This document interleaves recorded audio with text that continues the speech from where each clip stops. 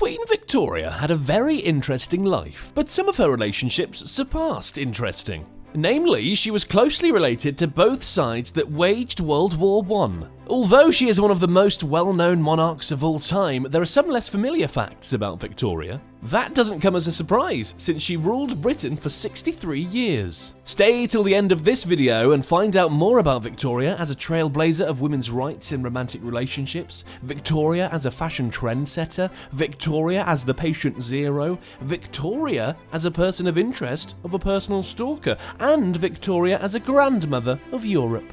Let me get this straight though, Victoria didn't play for the Trailblazers, Victoria didn't exhibit at Milano Fashion Week, Victoria didn't block the stalker on all social medias, and Victoria wasn't a grandmother of all Europe. Just for the important people. Unlike Victoria's famous words, "We are not amused," you are going to be amused by the end of this video. Also, she probably didn't say those words. So, Queen Victoria was born in 1837, and her first name wasn't really Victoria. Yes, she was born Alexandrina Victoria, in honor of her godfather, Russian Tsar Alexander I. Yes, her name really shows the love between Great Britain and Russia. That love flourished during the Crimean War, the Cold War, and the embargo during the war in Ukraine. What a lovely relationship. To honor that love, Victoria didn't like to be called Alexandrina, and everyone used Drina instead. When she became the queen, she took her second name, Victoria, as a name that remained in the history books. When it comes to power in national affairs, Queen Victoria was much more like kings and queens some 200 years before, because she had lots of influence on country politics. When you look at King Charles III today, you can see that his only role in politics is just to stand there and be beautiful. Oh, sorry, just stand there. Because of her role in politics, the whole era of her reign is still known as the Victorian period. She had a long reign full of happy occasions and tragedies. With her husband, who was also her cousin, Victoria had 9 children. They were not such close cousins, only that Victoria's mother and Albert's father were brother and sister. Yep, they shared the same set of grandparents. Does it mean that they only bring one Christmas gift or 2? And would they have been the guests of the bride or the groom at the wedding? Luckily for the happy couple, they were long dead before the wedding. Or sadly. Albert lived for only 42 years, and Victoria remained a widow for the last 40 years, forever mourning her love. She passed away in 1901, depressed after so many deaths in her life, surrounded by her son and future King Edward, German Kaiser Wilhelm II, and her Pomeranian pet, Turi. Victoria only asked for the Pomeranian, not those two. Victoria's offsprings weren't as loved as she was. One was murdered, one was forced to step away from the throne, and all of them waged World War I. You know, the war where ordinary people spilled their blood for the interest of the high classes, and also for Lenin's interest. Also lovely guy who murdered thousands. But Queen Victoria was more than just a queen. Her life was full of amusing stories and coincidences that never ceased to amaze us. She wasn't supposed to be a queen. It is hard to imagine that Victoria's grandparents had 15 children, and 2 generations later, there was no one to be the legitimate ruler. As it became clear that any of the children could be very highly ranked at succession, the English Game of Thrones started. But don't expect blood and murders, just sex. Lots of sex. And when Victoria was born, she was 5th in line, but 2nd in her generation. And when Princess Charlotte died without producing an heir, guess who became the only candidate? I Want to Be Alone. Being the next in line had some not so good sides. Victoria was never left alone by her mother and her, let's call him a special friend, Sir John Conroy. Victoria couldn't meet any new people outside her mother's circle and had a strict education schedule. She even had to sleep in the same room as her mother. Luckily, sources don't say anything about her going to the bathroom. No wonder Victoria wanted an hour alone when she became a queen. Victoria proposed to her husband.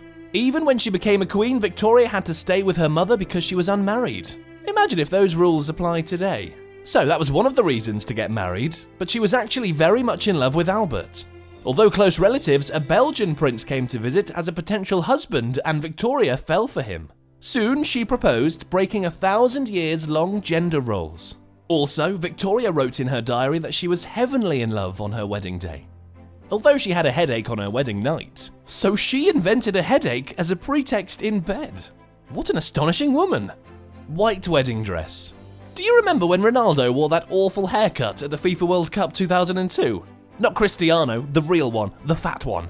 And then many fanatics wanted that idiotic haircut for themselves. Well, that same celebrity fashion applies to wedding dresses. Before Victoria wore a white wedding dress, brides often used the prettiest one they had. But after the royal wedding in 1840, everything changed, and the rest is history. Personal stalker. Same as celebrities today, Queen Victoria had a stalker. Edward, the boy Jones, broke into Buckingham Palace when he was 14 and got caught after a short chase. What did they find in his trousers? Victoria's underwear. Was it Victoria's secret? We don't know. But we know that Edward was in fact a naughty boy.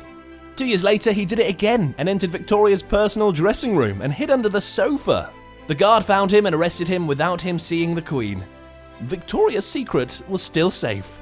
Assassination attempts. Victoria survived no less than 8 attempts on her life and got injured only once. A murder wannabe struck the Queen with a cane in the forehead. After that, her security added a chainmail-lined parasol to her routine. I think the guy with the cane wouldn't stand a chance in a sword duel against her. I mean, cane versus parasol duel. A parasol stronger than a cane? Today, you would probably need a gun license for that. Well, probably not in America. Haemophilia. Queen Victoria was the first in her family to spread this blood disease, even though she wasn't ill. Many of her descendants died in accidents where there was no way to prevent blood loss. Because of that, haemophilia became known as the royal disease. One royal trait I don't want to have. Good thing they didn't marry each other. Oh, wait. Table for the White House. Queen Victoria sent a gift to US President Hayes made from an old ship. Many of the most famous presidents used this desk in the Oval Office, and some even made slight changes. Names like Eisenhower, Roosevelt, Kennedy, Reagan, and Obama stand among others. I wonder if Bill Clinton used that desk. Or maybe Monica Lewinsky. Grandma of Europe. Since Victoria had 9 children and almost all of them got married in the dynasties around Europe, Victoria, in her later years, became known as the Grandmother of Europe. Since the most powerful kings of Europe were close cousins, there was no chance for a global conflict. What could possibly go wrong? For example, King George V of Britain, Russian Tsar Nikolai II Romanov, and German Kaiser Wilhelm II were among them, and they lived happily as cousins. The only problem was that they waged World War I. 2 of them lost the throne, and 1 lost his life. Victoria was a normal lady who happened to be a queen. Unlike her own, she was a critical but caring mother and a faithful and loving wife. Between her royal duties, Victoria managed to write her diary daily. She was the first monarch to ride in a train, she was the first to test chloroform as an anesthetic, and she made decorating a Christmas tree a fashion. And all that being only 5 feet tall and pregnant for almost 7 years. So, there is a chance for us shorties. And one last thing, she was indeed amused. No, she didn't react with the famous quote when someone told a rude joke at a dinner party. She was very relaxed and would laugh without hesitation if something was funny to her. No matter if the joke was controversial or inappropriate, she laughed if she felt like it, just like we're all supposed to.